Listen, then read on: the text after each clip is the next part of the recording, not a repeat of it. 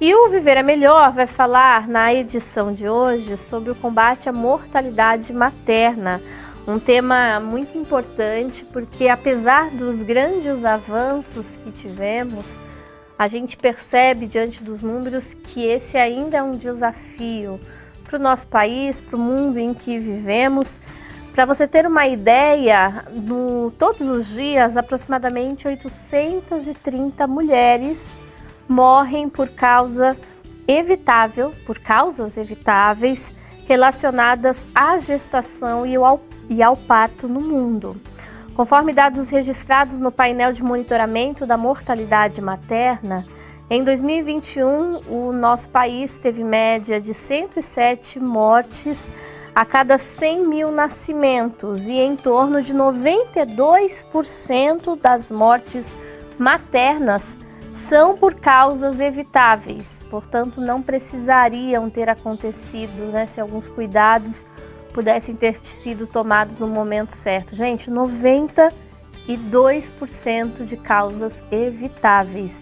Esse número é bastante alarmante e é por isso que a gente conversa hoje aqui no Viver é Melhor sobre este tema. Nós recebemos a doutora Naira Scartesini Sena, ela é ginecologista e obstetra, vai nos ajudar a entender esse assunto hoje, formada pela Faculdade de Ciências Médicas da Santa Casa de São Paulo, com pós-graduação em ginecologia endócrina, climatério e infanto-puberal pela Unifesp.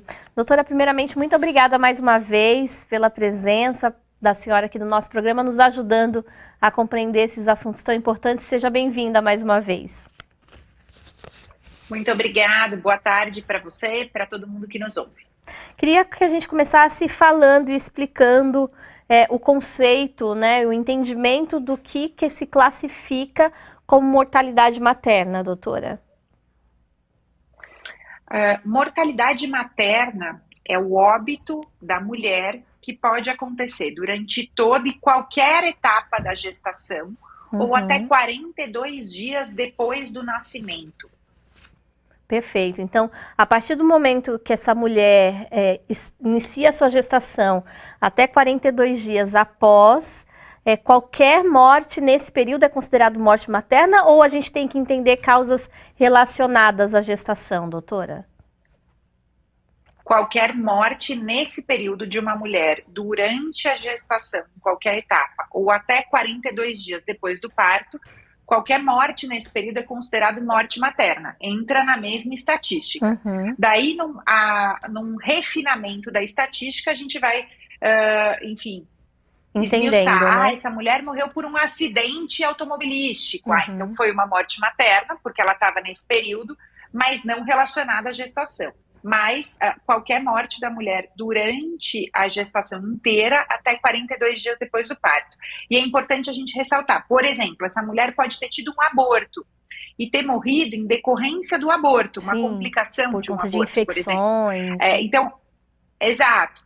Ela não teve o parto, mas ela também é contabilizada como uma morte materna. Isso é importante. Do mesmo jeito, essa mulher morreu depois do parto por uma outra doença, Covid, na época da pandemia se falava muito. Então, essa mulher morreu de Covid depois do parto, 30 dias depois do parto. Ela nem teve Covid durante a gestação. Isso também é uma morte materna, porque ela está dentro dessa faixa, desse período. Agora, pensando já nesse refinamento, doutora, e nas relações de mortes que têm uma certa relação com a gestação em si. Muitas vezes a gente olha e acha que esse é um problema de zonas rurais, de comunidades mais pobres. Isso é uma realidade? Essas mulheres nesses locais, nessas regiões, são mais vulneráveis a complicações e problemas que podem levar ao óbito? Isso é um problema relacionado à assistência de saúde como um todo. Geralmente, geograficamente, quanto mais distante de um centro maior, essa assistência costuma ser mais precária ou mais difícil. Mas é majoritariamente relacionada à assistência como um todo. Porque se essa mulher tem assistência pré-natal, tem um acompanhamento adequado, tem um centro de parto adequado e bem estruturado para receber ela, a chance dela ter qualquer complicação nesse percurso como um todo, durante a gestação inteira, o parto, e no momento imediato após o parto, ali até 42 dias, é menor, se ela está bem assistida e acompanhada. Entendi. Agora, doutora, a gente olha para o desenvolvimento, né, da medicina, o avanço tecnológico de assistência médica, e a gente imagina que algumas questões poderiam já ter sido resolvidas. No caso da mortalidade materna, a prevenção dela ainda é um desafio no nosso contexto, ainda no nosso país?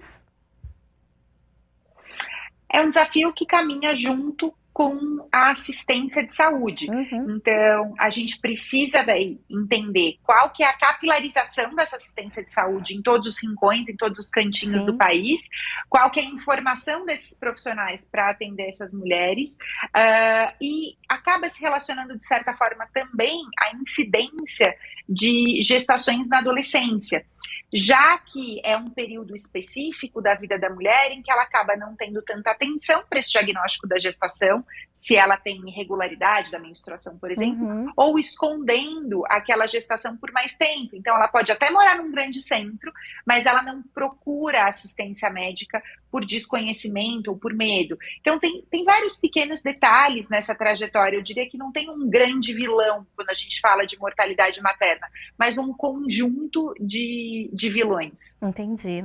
Por isso que é um assunto extremamente necessário da gente dialogar. A senhora mencionava esse recorte, né, dos jovens, e a gente tem aqui informações, porque de acordo com a Organização Pan-Americana de Saúde, em comparação com outras mulheres, as jovens adolescentes enfrentam um maior risco de complicação e morte. E aí, doutora, a importância, né? A gente sabe que informação é um ponto necessário para que essas jovens consigam, né, saber, conhecer seu corpo, seus ciclos e tudo mais. Conscientização até sobre, né, o início da vida sexual também é uma questão necessária, né? Porque a gente sabe que há muitas vezes um processo muito precoce acontecendo, mas de que forma a gente pode também ajudá-las, doutora, ou o sistema de saúde, né, a família, a escola, para que a gente consiga evitar esse tipo de problema? Informação e acesso ao pré-natal. Então, se essa menina já começou a ter vida sexual, na verdade, vamos um passo atrás. Quando essa menina começa a menstruar, ela precisa começar a passar em consulta com a ginecologista, disponível dentro da onde ela mora, enfim, dentro do cenário em que ela está inserida, mas ela precisa passar a iniciar o seu acompanhamento ginecológico, porque é a partir daí que ela vai começar a ter informação. O que é o ciclo menstrual? O que é período fértil? Eu posso ou não posso engravidar?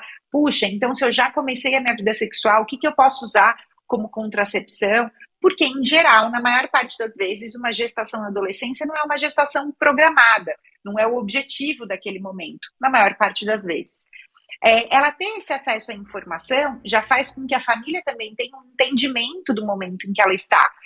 Essa menina já está no momento, claro que a família não precisa ter 100% das informações que são partilhadas para essa adolescente na consulta, porque existe um sigilo e um respeito à paciente. Mas a família já vai tomando conhecimento do cenário. Nossa, essa menina não é mais tão menina, ela já vai a ginecologista, ela já menstrua, ela já usa anticoncepcional, é toda uma ficha caindo no processo da família.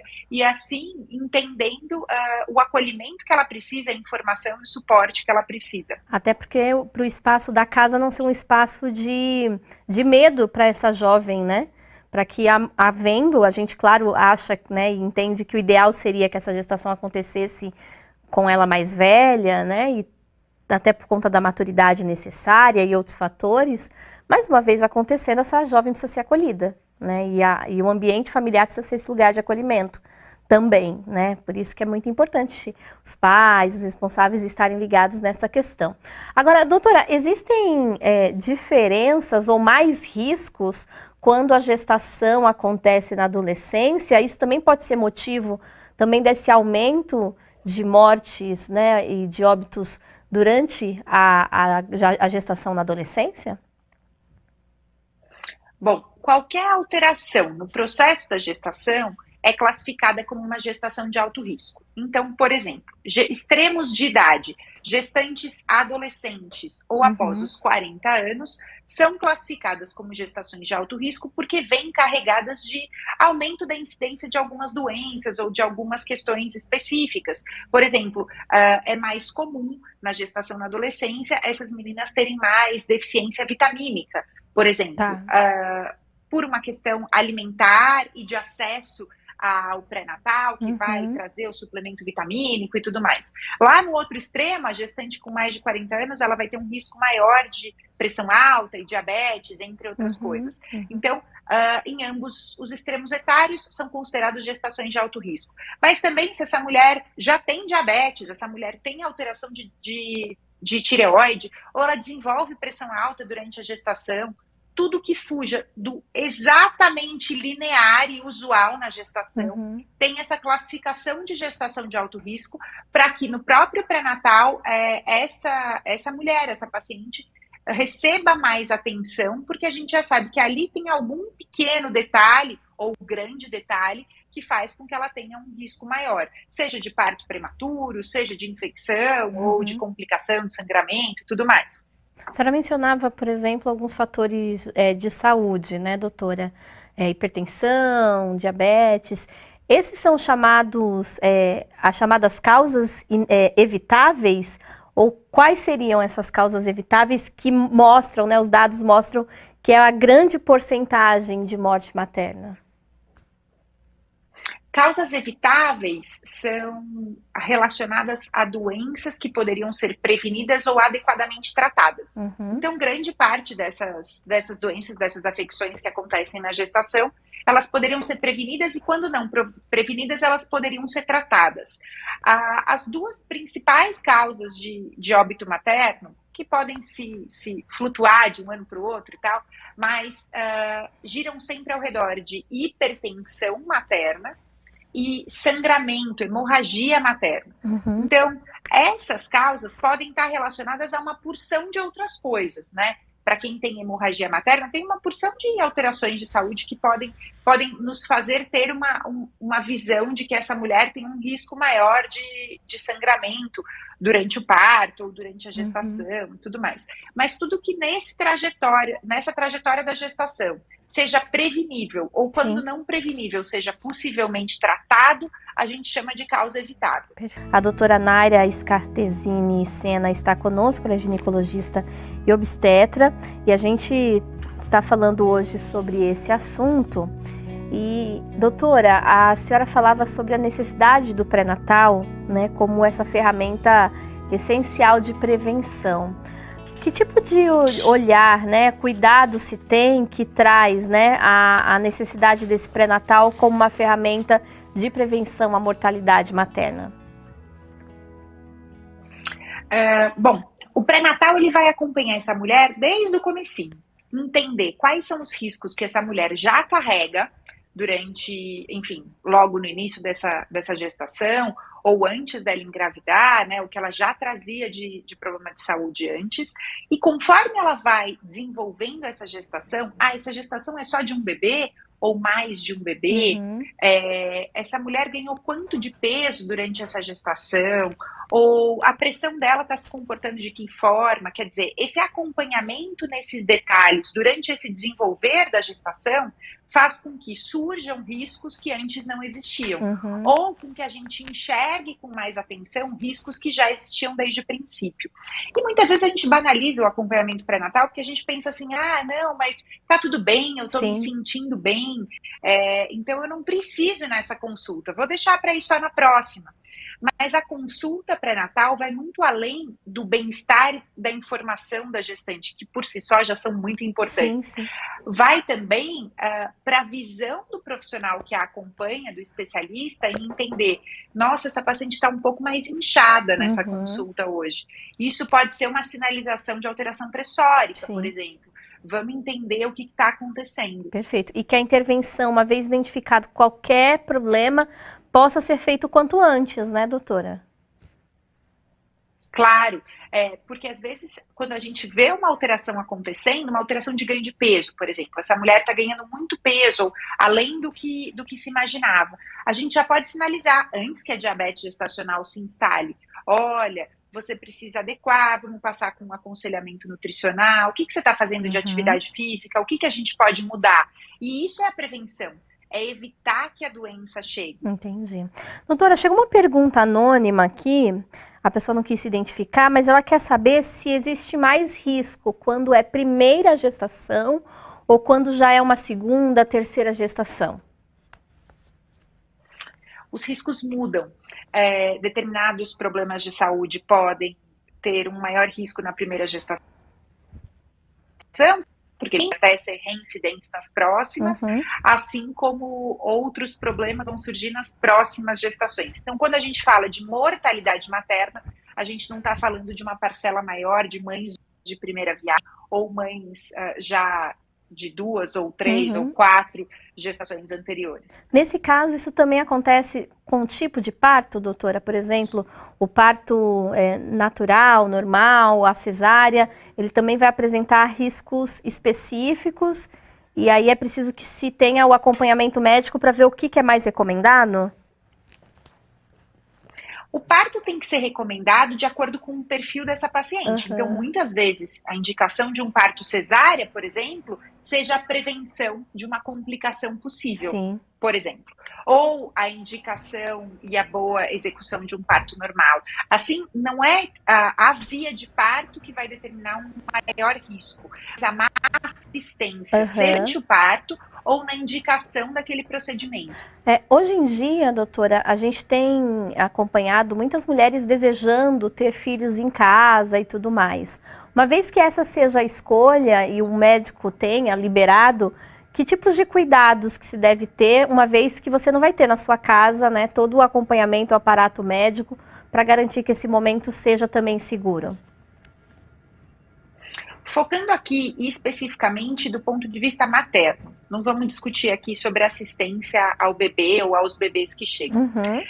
Eu falei para vocês que sempre a primeira ou a segunda causa principal de mortalidade materna, das vencedoras aí das causas, é a hemorragia materna. A perda de sangue que vem decorrente daquele parto, do momento do parto. E ela acontece por uma junção de fatores, seja pela distensão do útero, pela falta da contratilidade do útero depois do parto, pela retenção da placenta. Então, essa perda sanguínea é uma manifestação que acontece ou no momento do parto, ou até 1 hora depois do parto, de forma muito aguda. E o maior problema, a maior preocupação sobre os partos sem uma assistência de sistema de saúde adequada, porque sim, existem casas de parto, existem ambientes que não são hospitais terciários ou quaternários para fazer o parto, mas que tem alguma estrutura, que tem algum equipamento, que tem uma equipe treinada. Então, a maior dificuldade é que quando você está na sua própria residência, se você tem um sangramento aumentado, a gente está falando aqui só do foco da mãe, esse sangramento pode precisar de uma intervenção imediata, seja com transfusão, com reposição de líquidos, ou com medicamentos, ou com algum procedimento cirúrgico que seja feito imediato. E se eu estou no meu ambiente em casa, eu não consigo ter esse deslocamento tão rápido. Então, esse é o risco maior, essa distância geográfica, essa falta de acesso a medidas imediatas que podem ser muito importantes. Existem muitas questões para dialogar sobre esse assunto, vai ser pauta de um próximo encontro nosso, com certeza, para a gente trazer mais informações sobre esse tema, mas a gente abordou aqui brevemente essas questões. A gente lembra que, né, o que o seu médico, né, o especialista que está te acompanhando falar, é necessário levar em consideração, porque é ele que te conhece, é ele que sabe quais são as suas demandas. Então, todo o nosso bate-papo aqui é para informar, trazer ali alguns dados para a gente ter noção dos temas. Nunca é, né, nenhuma direção para que você deixe de tomar algum cuidado ou passe a tomar outro. O seu médico precisa ser ouvido, né, e considerado por você.